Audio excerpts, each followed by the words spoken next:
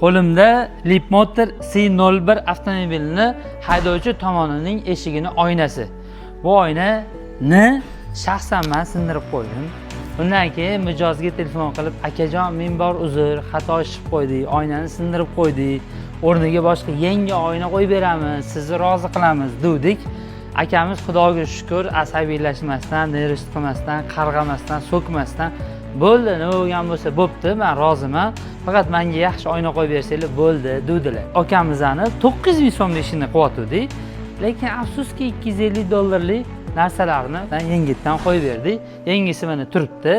Ko'pchilik o'ylaydiki, ustachilikda har doim ko'p pul topadi deb o'ylashadi. Ustachilik aslida nimaga qimmat desa, shunaqa tavakkalli, riskli joylari borki, nimadirga zarar yetib qolishi mumkin. Har xil vaziyat bo'ladi. Shunaqa paytda narxlar shundan kelib chiqib turib belgilanadi.